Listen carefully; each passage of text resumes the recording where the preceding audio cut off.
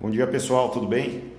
Resolvi gravar esse vídeo aqui uns dias atrás, eu estava participando de um webinar com a Fernanda Rocha e o Luiz Winter e eles desafiaram todos os participantes a gravar esse vídeo contando um pouquinho sua história sobre empreendedorismo, né? Então, estou aqui, aceitei o desafio e estou aqui gravando esse vídeo. E aí fica a dica também, se você quiser contar um pouquinho da sua história sobre empreendedorismo, faça um vídeo, poste aí, vamos compartilhar. Acho que a gente precisa trocar esse tipo de informação. Muitas vezes o empresário sofre, aí, uma das grandes dores dos empresários é a solidão, é não ter com quem compartilhar suas dores, suas dificuldades. Então, esse pode ser um formato aí de contar e compartilhar um pouco as experiências, as dificuldades, porque todo mundo sente dificuldade, todo mundo passa por apuros nessa vida de empreendedor, essa vida que é tão desafiante, né? Beleza? Então fica à vontade aí, quem quiser gravar também, você que está aí assistindo. Tá? Antes, uma curiosidade aí em relação à atividade profissional, não sei porque os pais têm essa mania, mas muitos pais perguntam para criancinha ainda, muito criancinha, o que a criança quer ser quando crescer, né? E comigo naturalmente não foi diferente. Lá pelas tantas, na minha infância, me perguntaram o que eu queria ser quando crescer. A primeira resposta que eu dei foi que eu queria ser um cavalo. Sei lá de onde eu tirei isso. Marcos, o que você quer ser quando você crescer? Eu quero ser um cavalo, sei lá, talvez um animal forte, grande, bonito, né? Não sei de onde eu tirei isso, mas enfim. Aí, passada essa fase do cavalo, que aí minha mãe começou a me levar, a dona Terezinha começou a me levar no supermercado, a andar de ônibus, tal, que eu comecei a olhar a caixa, aquela gaveta do cobrador de ônibus, cheia de dinheiro, aquela gaveta do caixa do supermercado, cheia de dinheiro. Eu olhei para aquele negócio e cara, isso aqui é uma maravilha, é isso aí que eu quero ser, vou ganhar um monte de dinheiro, vou ser caixa de supermercado, tal, e essas coisas aí, não sei o que isso significa, mas eu estava ontem mesmo comentando com o pessoal do escritório essa história aqui, lembrei disso aí, incluí aqui no vídeo. Talvez demonstre aí algum interesse, algum despertar já em relação ao dinheiro desde cedo, não sei, enfim. Mas enfim, minha atividade na Azteca começou em 1994, meu primeiro emprego. A Azteca, eu sou a segunda geração da Azteca, né? A Azteca foi fundada pela dona Terezinha e em 94 eu entrei. Eu lembro perfeitamente do meu primeiro dia de trabalho. Minha atividade foi destacar as serrilhas do formulário contínuo.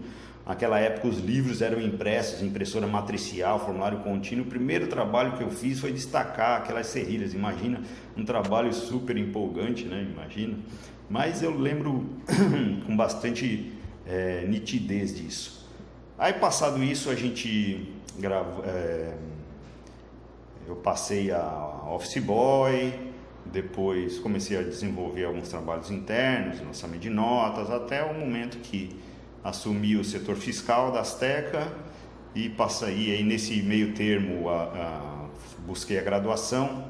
Inclusive a minha juventude não foi diferente de muitos jovens, porque a incerteza sobre o que carreira profissional seguir, que graduação buscar. Então a dona Terezinha, na sua sabedoria, me falou: olha, faz ciências contábeis, mesmo se você for para outra área, para alguma coisa essa graduação vai te servir. E ela, hoje, com a visão que eu tenho em relação à contabilidade, está coberta de razão. Contabilidade é útil em qualquer área de negócio, né? Então, nesse meio termo da minha carreira profissional, fui buscando a graduação. Na sequência da graduação, já imediatamente eu busquei um curso de especialização em controladoria. E lá pelas tantas, a dona Terezinha olhou para mim e falou o seguinte: ó, você se prepare que eu logo vou sair. Ou seja, ela não queria mais saber de estar trabalhando, de estar desenvolvendo as atividades aqui no escritório. Ela já estava bastante cansada, de saco cheio da profissão até. E aí, como eu já estava formado, tinha especialização, dominava a questão técnica, dominava o financeiro, né? Gerenciava o financeiro do escritório e tal. Bom, o que eu tenho que preparar? Tá tudo certo, né? Tá tudo certo. E eis que chegou o dia que ela realmente saiu do escritório, no ano de Eu não lembro exatamente se 2010 ou 2010 ela começou a se afastar bastante e oficialmente foi 2012 que ela se mudou de cidade, inclusive. E aí eu naquela antes, porque assim, aqui não foi diferente.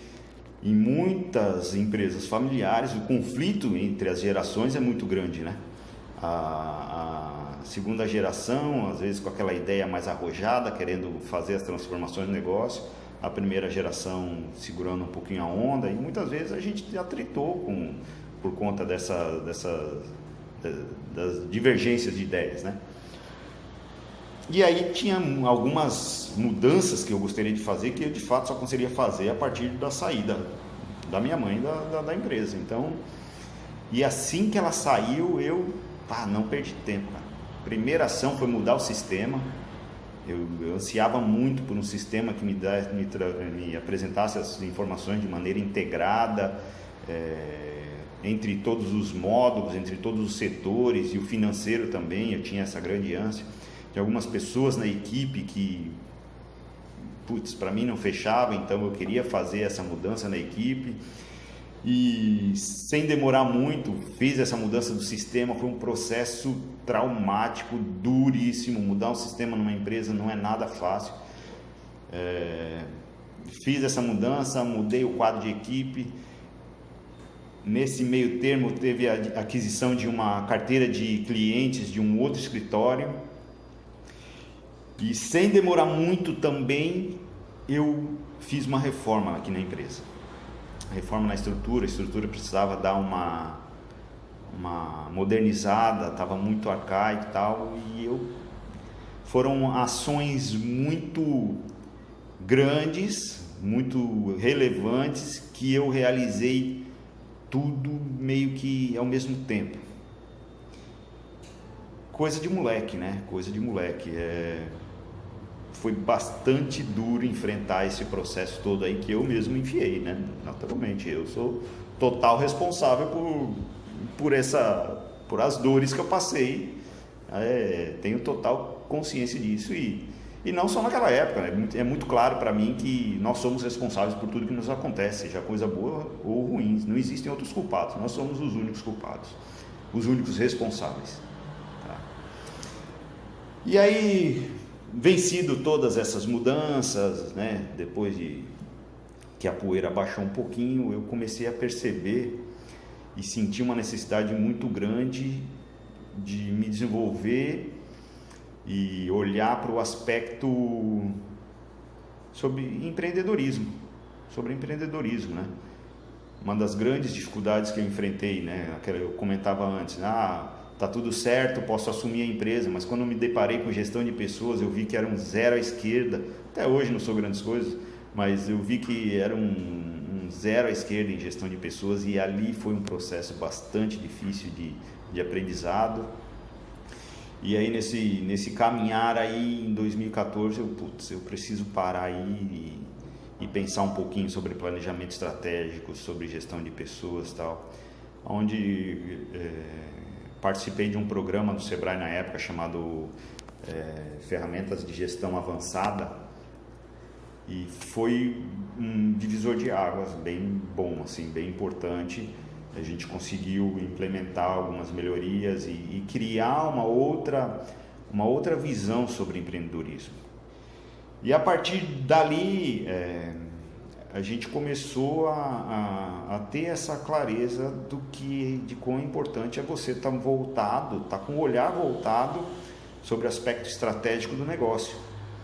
A operação, felizmente, eu consegui montar uma equipe bem boa que conduz a operação com bastante êxito, com bastante qualidade, e que eu sinto muita confiança nesse grupo que eu tenho hoje. Então, e graças a eles também eu consigo dedicar tempo para os aspectos estratégicos do negócio, tá? Então, e aí com esse olhar voltado às questões estratégicas sobre empreendedorismo e tal, a gente começou a perceber um movimento, uma necessidade de modernização, de mudança do rumo da Azteca, porque o mercado está em transformação, o ramo contábil está numa grande transformação. E esse é o momento que nós estamos agora, de preparação, de busca de recursos, de ferramentas, para que a gente consiga não ser mais só um gerador de guias para os nossos clientes, só um emissor que a gente só atende às questões legais e burocráticas. A gente tem trabalhado muito para, de alguma forma, conseguir estar mais próximo dos nossos clientes, contribuir com a gestão dos nossos clientes, ser mais participativo, estar mais presente no dia a dia dos nossos clientes. Então, o momento da Azteca é esse, a gente conseguir implantar todos esses processos que vão gerar mais qualidade, que vão gerar mais velocidade no processamento, fazendo um forte uso de tecnologias e principalmente essa aproximação com o nosso cliente, que é nosso grande objetivo para o ano de 2019. Tá bom? É isso aí, não é uma grande história de empreendedorismo, mas é a minha história, tá? E aí volto a convidá-los, compartilhe aí conosco a sua história, tá? Eu vou criar um grupo do WhatsApp sobre empreendedorismo e vou enviar os convites para os clientes, para os amigos. Quem quiser, entra ali, conte sua história, conte como foi, como que é a sua vida de empreendedor. E ali também pode ser um canal para a gente trocar e falar sobre as dificuldades. Como eu falei no início, o empresário sofre, uma das grandes dores do empresário é a solidão, não tem com quem partilhar muita coisa. E quando a gente está no meio de pessoas que sofrem, passam pelas mesmas dificuldades, ali a gente pode encontrar solução. Juntos a gente consegue resolver as dificuldades, compartilhar, eu passei por tal situação semelhante, resolvi assim, assim, assado. E é isso. Tá bom? Um forte abraço a todos